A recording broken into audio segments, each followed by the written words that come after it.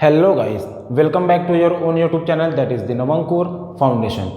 So guys, हम लोगों ने प्रीवियस लेक्चर में द लिविंग वर्ल्ड चैप्टर से important characteristics of the living things को हमने कंप्लीट किया है, जिसमें हमने पढ़ा कि 5 इंपॉर्टेंट कैरेक्टरिस्टिक्स होते हैं लिविंग और नॉन लिविंग में डिफ्रेंशिएट करने के लिए, जिसमें से इनिशियल 2 जो कि ग्रोथ और रिप्रोडक्शन होते हैं वो नॉन डिफाइनिंग फीचर्स होते हैं, और हमने जो लास्ट के 3 पढ़े थे मेटाबॉलिज्म और कॉन्शियसनेस और सेलुलर ऑर्गेनाइजेशन, ये तीनों के तीनों क्या होते हैं, defining feature of living organisms होते हैं। तो यहाँ तक की बात हमने प्रीवियस लेक्चर में कर ली है। अब हम लोग का जो नेक्स्ट टॉपिक है उसकी ओर हम लोग बढ़ते हैं, और वह टॉपिक है हमारा diversity in the living world. तो गाइस, इस लेक्चर में हम लोग क्या करेंगे कि हमारे जो लिविंग वर्ल्ड में डाइवर्सिटी पाई जा रही है उस डाइवर्सिटी के बारे में हम लोग आज डिस्कस करेंगे। तो चलिएगा हम लोग इस लेक्चर को स्टार्ट करते हैं और देखते हैं कि diversity in the living world actual में क्या है। देखिएगा, जो हमारे पास फर्स्ट पॉइंट आता है जिसको हमको डिस्कस करना, वो ये है कि भाई large variety of organisms are present on earth. Earth में बहुत ज्यादा वैरायटी के ऑर्गेनिजम्स प्रेजेंट हैं। जैसे आप लोग समझने की कोशिश कीजिएगा कि माइक्रोब्स, आप लोग जानते हैं micro organisms, bacteria, viruses, fungi, है ना, ये सारे क्या है, माइक्रो ऑर्गेनिजम्स हैं। जैसे कि अगर आप बात करें तो प्लांट्स हैं, प्लांट्स के भी बहुत सारी वैरायटीज प्रेजेंट हैं, एनिमल्स के भी बहुत सारी वैरायटीज प्रेजेंट हैं। क्लियर है गाइस? एल्गीज के भी क्या है, बहुत सारी वैरायटीज प्रेजेंट हैं। तो ये एक्चुअल में बहुत सारी वैरायटीज जो है ये है डाइवर्सिटी के वजह से। किसके वजह से? डाइवर्सिटी के वजह से। तो हमारे पास क्या क्या है, यहां पास हम लोग बात कर सकते हैं यहां पास माइक्रोब्स, ठीक है। दूसरा हम लोग बोल सकते हैं प्लांट्स, ठीक है। तीसरा हम लोग बोल सकते हैं एनिमल्स, और जो मेजर है ये यही है, और हम लोग यहां पास बोल देते हैं ETC। क्लियर है गाइस? चलिएगा, तो इन सब में क्या है, इसके भी बहुत सारी वैरायटी पाई जाती है। प्लांट में अगर आपको एक पेड़ बोल दिया जाए, मैंगो का ही पेड़ बोल दिया जाए, तो उसमें भी काफी सारी क्या पाई जाती है, वैरायटी। ऐसे lots of trees are present over here, ठीक है। चलिएगा, तो बहुत सारी क्या है वैरायटी पाई जाती है, किसके? लिविंग ऑर्गेनिजम्स के। चलिए, दूसरी चीज क्या है, इंक्रीज्ड एरिया ऑफ रिसर्च। देखिए भाई, पहले जमाने में क्या हुआ करता था, जब साइंटिस्ट कम हुआ करते थे और बायोलॉजी उतना ज्यादा डेवलप नहीं हुआ था, तब क्या हुआ करता था कि रिसर्च वगैरह काफी कम हुआ करते थे। जब रिसर्च कम होगा तो ऑब्वियस सी बात है कि न्यू स्पीसीज को ढूंढ पाना थोड़ा सा मुश्किल होगा, मतलब कम स्पीसीज डिस्कवर होंगे। लेकिन आज के डेट में इतने सारे टेक्निक्स आ चुके हैं, मॉलिक्यूलर बायोलॉजी से लेके हम लोग अगर बात करें तो क्लासिफिकेशन तक, तो ये सारी चीजों में काफी सारे इक्विपमेंट्स, मेडिकल इक्विपमेंट्स, बहुत सारी टेक्निक्स आ चुकी हैं, जिनके थ्रू साइंटिस्ट को क्लासिफाई करने में या फिर किसी भी चीज को पहचानने में काफी आसानी होती है। तो ये सारी चीजें आज के डेट में है। क्यों? क्योंकि ये मॉडर्न एज है, टेक्नोलॉजी वाला एज है, इसलिए।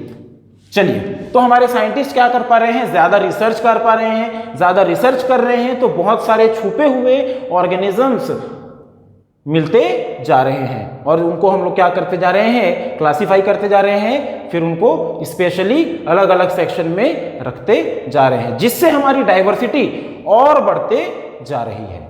चलिएगा, अब देखते हैं total number of species on earth. हमारे अर्थ में total number of species, clear है, वो है 1.7 मिलियन टू 1.8 मिलियन।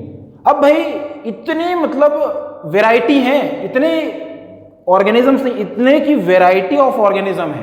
क्लियर है गाइस? तो इतनी वैरायटी पाई जा रही है, जिसमें से 1.2 मिलियन सिर्फ और सिर्फ एनिमल्स हैं, ठीक है, और जो बचे 0.5 मिलियन ये क्या है, प्लांट्स हैं।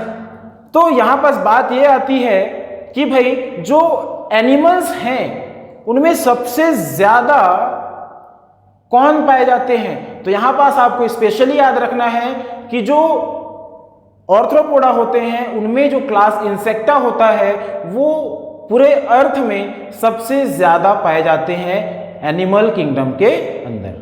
क्लियर है? मैं फिर से बोलूंगा, एनिमल किंगडम में सबसे ज्यादा पाए जाने वाले ऑर्थ्रोपोड के अंदर क्लास इंसेक्टा के ऑर्गेनिजम्स हैं। क्लियर है गाइस? चलिएगा, अब तो ये चीज आपको क्लियर हो गई कि इतनी सारी डाइवर्सिटी है, इतने सारे ऑर्गेनिजम्स यहां पास प्रेजेंट हैं। तो एक्चुअल में हमको क्या करना है? बायोडाइवर्सिटी का मतलब समझ लेते हैं। चलिएगा देखते हैं कि एक्चुअल में बायोडाइवर्सिटी क्या है। हमने जो समझा है वही एक तरीके से बायोडाइवर्सिटी है, लेकिन इसके लिए कुछ डेफिनेशन की भी जरूरत है, उसको हम लोग देखते हैं। Number of types of organism present on अर्थ, मतलब जितने प्रकार के ऑर्गेनिजम्स प्रेजेंट हैं हमारे पृथ्वी में या फिर अर्थ में, वो क्या है? बायोडाइवर्सिटी। क्लियर है? कई बच्चे क्या करते हैं यहां पास नंबर ऑफ स्पीसीज को बायोडाइवर्सिटी बोल देते हैं, तो ये एक्चुअल में नहीं होगा। क्लियर है गाइस? चलिए अब हम लोग दूसरे डेफिनेशन की ओर बढ़ते हैं, जिसमें बोल रहा है कि variation in morphological and genetical between organisms on earth, मतलब पृथ्वी में जितने, अर्थ में जितने जीव जंतु या फिर ऑर्गेनिजम्स पाए जाते हैं, क्लियर है गाइस, उनके मॉर्फोलॉजिकल का मतलब आउटर अपीयरेंस, जिसको हम लोग नेकेड आई से देख सकते हैं, है ना, खुली आंखों से देख सकते हैं और बता सकते हैं कि ये, मान लीजिए कि ये एक कोई प्लांट है और ये भी क्या है, कोई दूसरा प्लांट है। तो इन दोनों में हम लोग क्या कर सकते हैं? डिफरेंशिएट कर सकते हैं, इनके कलर को देखकर, इनके साइज को देखकर, इनके शेप को देखकर। ये क्या कहलाता है? मॉर्फोलॉजी। तो मॉर्फोलॉजी से हम लोग देख के डिफरेंशिएट कर सकते हैं, लेकिन जो जेनेटिकल होता है उसको हम लोग सिर्फ देख के स्टडी नहीं कर सकते या फिर देख के बता नहीं सकते। तो उसके लिए क्या करना पड़ता है कि मॉलिक्यूलर, हम लोग को बायोटेक्नोलॉजी के थ्रू हम लोग को बायोमोलिक्यूलर स्टडी करनी पड़ती है, जिसमें हम लोग जीन्स की स्टडी करते हैं और हम बताते हैं कि भाई इस प्लांट में और इस प्लांट में दिस ये डिफरेंस है। तो इसको हम लोग सिर्फ अपने लैब के अंदर स्टडी करके बता सकते हैं, लेकिन मॉर्फोलॉजी को हम लोग सिर्फ देखकर ही बता सकते हैं। क्लियर है गाइस? तो ये जो वेरिएशंस होते हैं किसी पर्टिकुलर ऑर्गेनिजम्स में, उस वेरिएशन के अकॉर्डिंगली ये वैरायटी डिफाइन की जाती है। क्लियर है? पक्का? चलिएगा, तो फिर हम लोग आगे बढ़ते हैं और बात करते हैं कि जब इतने सारे वैरायटी पाई जाती है हमारे पास पूरे वर्ल्ड में, कितने? 1.7 to 1.8 मिलियन। अब इतनी सारी वैरायटी है, तो इतने सारी वैरायटी ऑफ ऑर्गेनिजम्स को हम लोग पहचानेंगे कैसे? पहचानने में दिक्कत हो जाएगी ना। आप लोग समझिएगा कि गांव में कोई बच्चा पैदा हुआ, ठीक है, मान लीजिए आज के दिन 10 बच्चे पैदा हुए, तो अगर उनके नाम नहीं रखे गए तो उनको पहचानेंगे कैसे? क्लियर है? ये तो हो गई नॉमेनक्लेचर की बात, है ना। तो किसी को अगर कुछ बुलाना है, अगर आपको मेरा नाम नहीं पता होता, है ना, तो आप YouTube में कैसे सर्च करते कि रुपेंद्र कुमार बांधे sir for the biology? Clear है? अगर तो वही चीज है कि किसी भी चीज को सिस्टम में लाने के लिए, क्लियर है, सिस्टम में लाने के लिए, हमारे लिए इजी करने के लिए हमको क्लासिफिकेशन की जरूरत पड़ती है। तो यहां पर हम लोग देखेंगे अब नीड फॉर क्लासिफिकेशन। एक्चुअल में क्लासिफिकेशन की नीड क्यों हुई? हमारे पास बहुत सारी वैरायटी ऑफ ऑर्गेनिजम्स हैं और हर एक ऑर्गेनिज्म को पर्टिकुलरली अलग अलग डिफरेंशिएट करना और अलग अलग कैरेक्टर के बेसिस पे डिफरेंशिएट करना काफी इंपॉर्टेंट है। और ये काम साइंटिस्ट कर रहे हैं, है ना, बायोलॉजिस्ट कर रहे हैं, जूलॉजिस्ट कर रहे हैं, बॉटनिस्ट कर रहे हैं। क्लियर है गाइज? तो ये चीज करते हुए क्या होता है कि हमको क्लासिफाई करना होता है। अगर हम लोग क्लासिफाई नहीं करेंगे तो किसी भी चीज को स्टडी करना हमारे लिए काफी ज्यादा डिफिकल्ट हो जाएगा, क्योंकि बहुत सारे ऑर्गेनिजम्स, मान लीजिए कि ये कोई ऑर्गेनिज्म है ए और ये कोई ऑर्गेनिज्म है बी, इन दोनों के बीच में मान लीजिए कि 70% कैरेक्टर्स क्या हैं? सेम हैं। लेकिन अगर हम इनके 70% कैरेक्टर्स के हिसाब से इनको सेम कैटेगरी में रख दें तो ये गलत नहीं हो जाएगा, क्योंकि इसमें 30% क्या है, कुछ कैरेक्टर्स और हैं और इसमें 30% कैरेक्टर कुछ और हैं। क्लियर है? तो इन कैरेक्टर्स को मिसमैच ना हो और इनको स्पेशली सेपरेट रखा जा सके, इसलिए हमको किसकी जरूरत है, क्लासिफिकेशन की जरूरत है। चलिएगा, तो बेसिक्स ऑफ सिस्टमैटिक स्टडी की बात करते हैं। अगर हम लोग क्लासिफिकेशन कर रहे हैं तो हमको किसकी जरूरत पड़ेगी और साइंटिस्ट कैसे क्लासिफाई करते हैं किसी भी ऑर्गेनिज्म को। मान लीजिए कि ये कोई न्यू प्लांट है, देखिएगा इधर, suppose to be this is a new plant. Okay guys, अब ये प्लांट मान लीजिए कि किसी साइंटिस्ट ने नया नया खोजा जो कि आज तक ढूंढा नहीं गया है। क्लियर है? तो उसको क्या करना होगा, सबसे पहले तो उसको करना होगा आइडेंटिफिकेशन। क्या करना होगा, आइडेंटिफिकेशन करना होगा कि ये जो प्लांट दिख रहा है ये दिखने में कैसा है, इसके मॉर्फोलॉजिकल कैरेक्टर्स के अकॉर्डिंगली वो बोलेगा कि भाई ये प्लांट एक्चुअल में कैसा दिखता है। क्लियर है? अब उसको ये भी पता करना होगा कि भाई ये जो प्लांट है इसकी डिस्कवरी हुई है कि नहीं हुई है। वो पता कर लिया तो उसने क्या कर लिया, इसके मॉर्फोलॉजिकल कैरेक्टर्स को स्टडी किया। अब उसके बाद फिर वो क्या करेगा, किसी दूसरे प्लांट से कंपेयर करेगा जो इससे सिमिलर होगा, उसके जीन्स की स्टडी करेगा। क्लियर है? उसके बाद फिर इसको क्या किया जाएगा, क्लासीफाई किया जाएगा। क्या किया जाएगा, क्लासीफाई किया जाएगा। जब इसको क्लासीफाई किया जाएगा तब क्या किया जाएगा जी, इसको पर्टिकुलरली किसी अलग ब्रांच में डाला जाएगा। क्लियर है? इसके मॉर्फोलॉजिकल और जेनेटिकल कैरेक्टर्स को देखकर। ठीक है? जब इन दोनों आइडेंटिफिकेशन और हमारा क्लासिफिकेशन जब कंप्लीट हो जाएगा तब इसका होगा नॉमेनक्लेचर। मतलब इस पादप को या फिर इस प्लांट को नाम दिया जाएगा। क्यों? अगर इस प्लांट के हमको जेनेटिकल मॉर्फोलॉजिकल कैरेक्टर्स मालूम है, इसका आइडेंटिफिकेशन हम लोग कर लिए कि ये प्लांट है, लेकिन अगर उसका नाम नहीं दिए हम लोग तो हम लोग पहचानेंगे कैसे? चलिए, किसी साइंटिस्ट ने डिस्कवरी कर दी, उसको तो पता है कि ये चीज है, लेकिन जो नेक्स्ट जनरेशन आने वाली है उसको कैसे पता चलेगा? इसलिए इसके नॉमेनक्लेचर की भी जरूरत पड़ती है। क्लियर है? तो जो नॉमेनक्लेचर होगा वो हमारे सिलेबस में डिटेल में है और जो आइडेंटिफिकेशन और क्लासिफिकेशन है ये हमारे ज़्यादा डिटेल में नहीं है। तो इन चीज़ों के बारे में हम लोग सिर्फ इतना ही पढ़ेंगे और नॉमेनक्लेचर को हम लोग क्या करेंगे, थोड़े डिटेल में इसी लेक्चर में आगे पढ़ेंगे। तो देखते हैं कि जो भाई हमारे पास एक टर्म है उसको बोलते हैं ICBN। क्लियर है? International code for botanical nomenclature.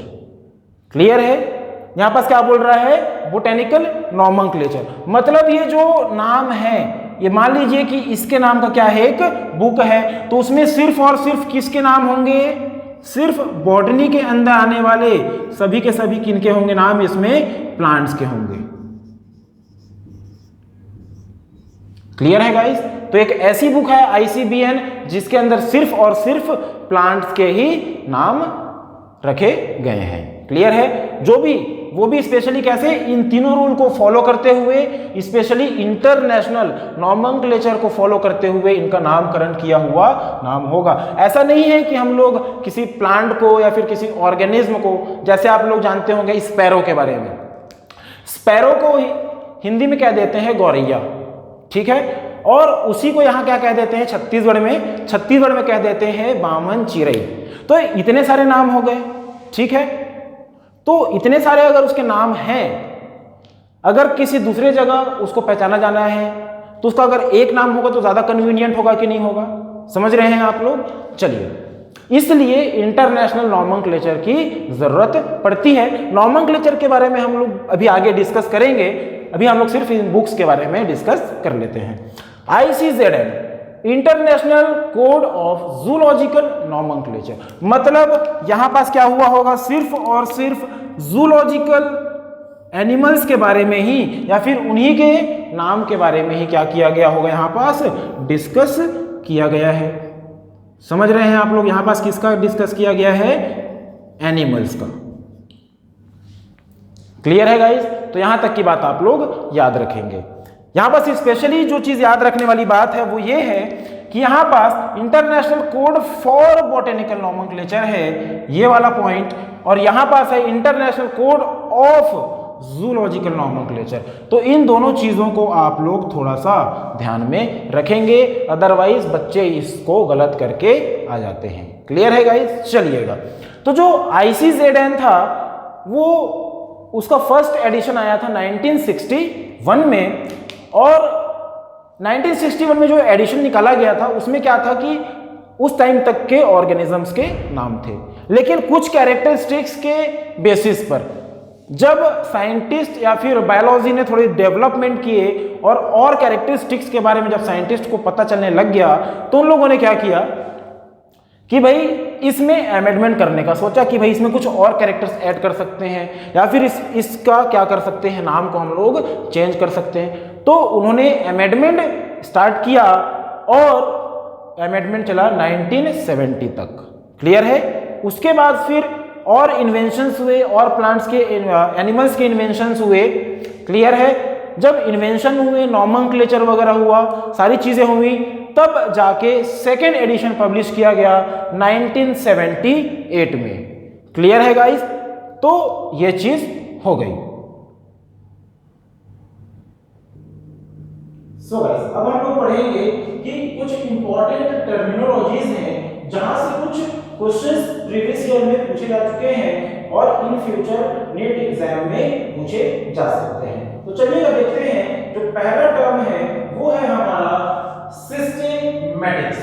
Systematic एक ऐसा वर्ड है जो लैटिन भाषा के सिस्टेमा वर्ड से, इससे लैटिन भाषा के सिस्टेमा वर्ड से क्या किया गया है, डिराइव किया गया है। और इस सिस्टेमा का एक्चुअल में हिंदी में मतलब क्या होता है, प्रॉपर वे में क्या करना, अरेंजमेंट करना। इंग्लिश में क्या है देखिए, सिस्टमैटिक अरेंजमेंट ऑफ ऑर्गेनिज्म, मतलब किसी भी ऑर्गेनिज्म का सिस्टमैटिक तरीके से अरेंजमेंट करना ही क्या कहलाता है, सिस्टमैटिक्स कहलाता है। क्लियर है गाइस? चलिएगा, तो एक्चुअल में ये हो गया सिस्टमैटिक्स। क्लियर है? देखिएगा, एक्चुअल में सिस्टमैटिक्स लोगों की नजर में कब आया, और आप लोगों से क्वेश्चन पूछा जा सकता है कि जो सिस्टमैटिक है वो सिस्टेमा से ओरिजिन हुआ था। ठीक है, जिसका मीनिंग क्या था, सिस्टमैटिक अरेंजमेंट ऑफ ऑर्गेनिज्म। ये भी क्वेश्चन पूछा जा सकता है। और एक जो इंपॉर्टेंट क्वेश्चन है उसको मार्क कर लीजिएगा यहाँ पास, कि जो कैरोलस लीनियस दिया थे हमने, है ना, पढ़ा होगा आप लोगों ने कि बाइनोमियल नॉमेनक्लेचर किसने दिया था, तो कैरोलस लीनियस। इस लेक्चर के बाद हम लोग नेक्स्ट लेक्चर में उसी के बारे में बात करेंगे। लेकिन यहाँ पास क्या होगा, लीनियस वाज यूज्ड सिस्टेमा नेचुरली। यहाँ पर किसमें यूज किया इसने, इस सिस्टेमा को अपने पब्लिकेशन में यूज किया। किसमें यूज किया, अपने पब्लिकेशन में यूज किया। अब चूंकि कैरोलस लीनियस उस टाइम के, क्योंकि उन्होंने क्या दिया था, बाइनोमियल नॉमेनक्लेचर दिया था, इसलिए काफी ज्यादा पॉपुलर थे, क्योंकि वर्ल्ड वाइड फेमस थे। इसलिए जब इन्होंने अपने पब्लिकेशन में इस सिस्टेमा वर्ड को उठा के सिस्टेमा नेचुरली में डाला, तो ये जो वर्ड था काफी पॉपुलर हो गया। क्या हो गया, काफी ज्यादा पॉपुलर हो गया। क्लियर है गाइस? तो इसको थोड़ा सा आप लोग याद रखेंगे। चलिए अब देखते हैं, एक टर्म है न्यू सिस्टमैटिक्स या फिर बायो सिस्टमैटिक्स। ये भी क्वेश्चन एग्जाम में पूछे जा चुके हैं ऑल इंडिया पीएमटी में। क्लियर है? देखिएगा, न्यू सिस्टमैटिक या फिर बायो सिस्टमैटिक को देने वाले साइंटिस्ट थे, उनका नाम था सर जूलियन हक्सले। क्लियर है? यही साइंटिस्ट का ऑप्शन में आया हुआ था कि भाई न्यू सिस्टमैटिक किसने दिया था या फिर बायो सिस्टमैटिक किसने दिया था। तो आंसर क्या था हमारा, जूलियन हक्सले। याद रखेंगे आप लोग इस चीज को कि न्यू सिस्टमैटिक किसने दिया था। अब जो दूसरी चीज होती है टैक्सा या फिर टैक्सोनॉमी, इस चीज पे काफी सारे बच्चों का जब एनसीईआरटी पढ़ते हैं तो उसमें काफी सारा दिया हुआ है, कुत्ता, बिल्ली, dog, cat, elephant, plants, animals, categories, है ना, X Y Z, like that kind of नाम वगैरह दिए हुए हैं, बहुत सारे स्टफ्स दिए हुए हैं वहां पर। ठीक है, तो इस चीज को समझते हुए चलते हैं कि एक्चुअल में टैक्सा क्या होता है। Scientific term for categories is taxa, मतलब यहां पास बात हो रही है कैटेगरीज की। किसकी बात हो रही है जी, कैटेगरीज की। कैटेगरीज में अपन कुछ भी ले सकते हैं, जैसे समझिएगा यहाँ पास क्या है, मान लेते हैं कि अपन ले लेते हैं यहाँ पास एक ले लिए डॉग ले लिए, ठीक है, यहां पास मैंने ले लिया एक कैट ले लिया, ठीक है, ये क्या हो गए एनिमल्स हैं, क्या है ये एनिमल्स है, मतलब एनिमल्स की कैटेगरी में आ रहे हैं कौन डॉग और कैट, और एनिमल भी क्या है एक तरीके का, ये भी क्या है हमारा एक टैक्सा है।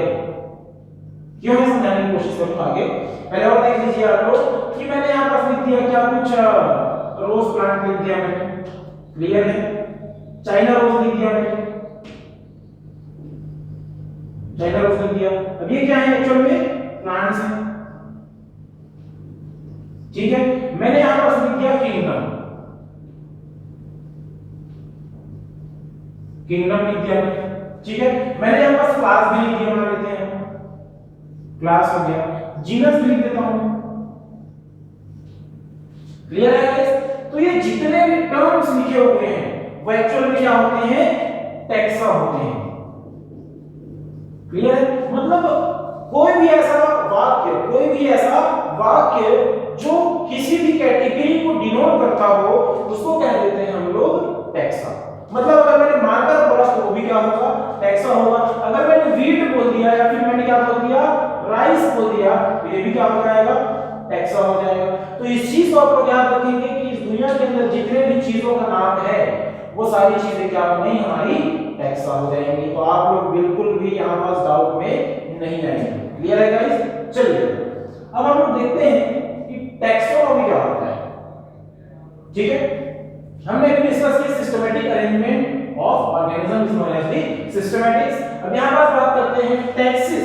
जो टैक्सोनॉमी है वो दो टर्म से मिलकर बना हुआ है, जिसमें से टैक्सिस का मतलब होता है अरेंजमेंट और नॉर्मस का मतलब होता है लॉ, ठीक है।